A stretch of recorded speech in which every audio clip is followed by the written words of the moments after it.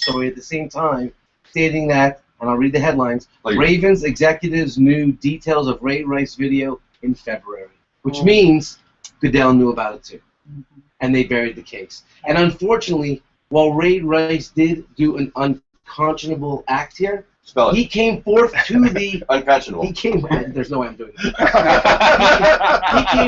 He came forth to the team and told them exactly what had happened. Yes. He told Goodell exactly what had happened. They did a PR cover-up and made him look even worse. Well, that's what PR people do.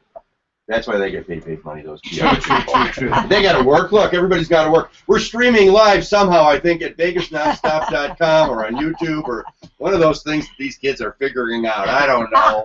It's a podcast. It's a broadcast. It's a simulcast. There's some sort of cast It's going a on. Rob cast. Joining us also, we had short on time last week, so we invited Rob Misch back to talk about his book, 11th Heaven, the Ed O'Bannon story. Rob, welcome.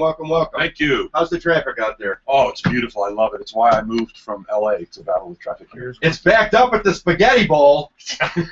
I just love saying it's backed up at the Spaghetti Bowl. Also joining us, Kimberly Miles and Eric Miles, Miles to Go LLC, keeping the beat. Yes, You got the beat. yes, baby, we got the beat We got here. the drum section going on.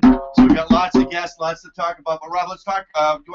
Any highlights you want to talk about with NFL before we get into the book? Or you want to go to the book first? Book is fine. Book, fine. Okay, the book is out now on Amazon. Right? Absolutely. You can get it on Amazon, booklocker.com, barnesandnoble.com, full on available. .com? Yeah, right. Full on available. Yeah. .com. After 22 months in it, it's really cool to finally it be available for about a week, and very gratifying. Thanks.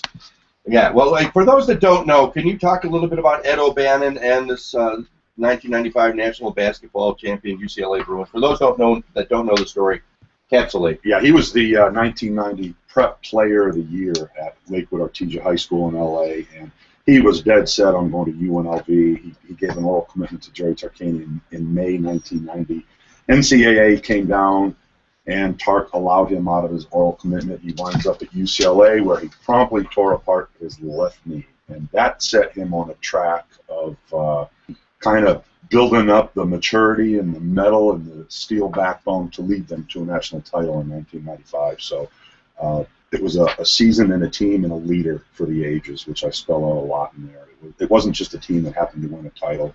It was one that stands up against the best teams of all time. So the fact that he let me into his soul and about what makes him tick and what led to that season was pretty special. I was pretty fortunate. So the case that was really in the news that much was really about the game and EA Sports using the images. That was what was in the news. Is that covered in the? It is.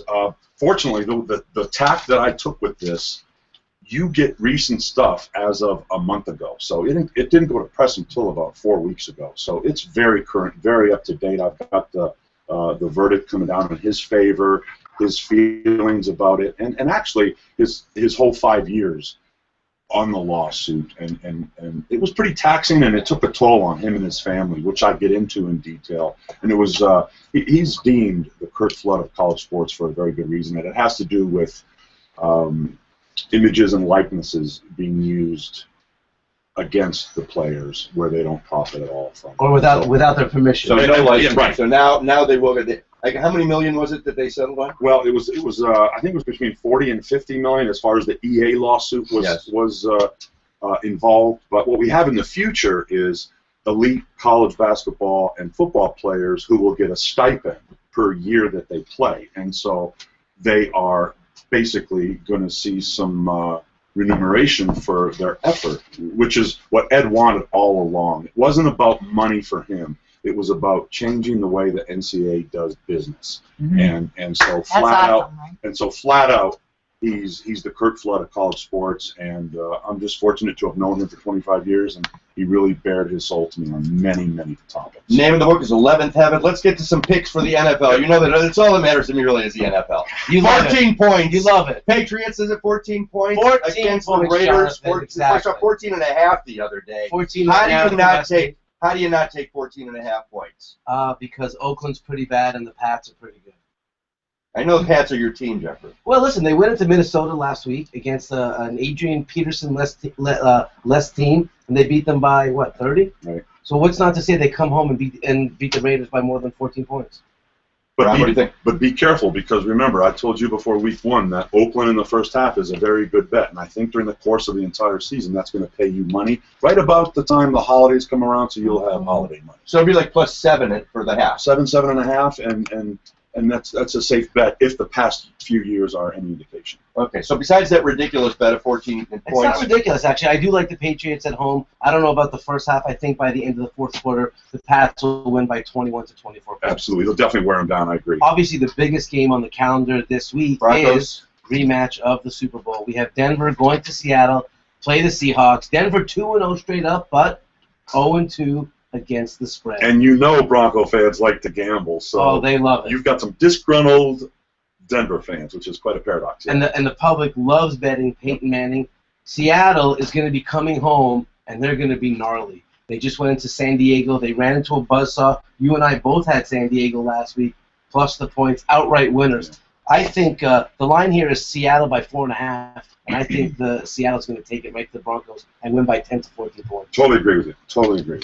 Well, you're not supposed to. Well, You're supposed to argue with this guy. Right. No, that's okay. I have a question for you. Yes, sir. Did you watch your Bears on Sunday night against the Niners? I watched the first half.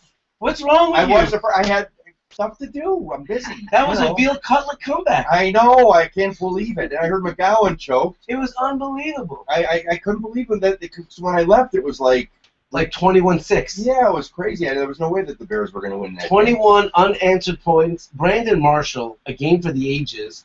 He had a catch in that game where he went up one-handed and brought that ball down. It was absolutely incredible. The Bears are on Monday night this week, in case you didn't know. They're going to be in New York. They're going to be playing the New York Jets. That line right now is Jets -3. Mish, what do you like on that one? I like the Jets big time. Really? Big time. Big time. I like their rushing game. And well, they do have a two-headed monster back there. And sometimes Decker even goes wide, and so that paced them first week. So who knows? I like the Jets at home. You know who killed me last week? Shady McCoy. Oh my goodness! I was watching the Colts game. Shady McCoy, the guy that I've been making fun of. He's a beast. Oh my God! The Colts just felt like they had it. Fourth quarter, third down. They got the game. They're up by 7. Yeah. And they throw the ball instead of running the ball. Yeah, terrible management. What are you thinking? Terrible management, terrible play calling, terrible clock management. All around, that was a bad game for Pagano and company. That music you're hearing means it's time for us to take our first commercial break. Jonathan Scott, you're listening to Vegas Nonstop. We'll be back after a couple of minutes with more Vegas. Wow, that was fast.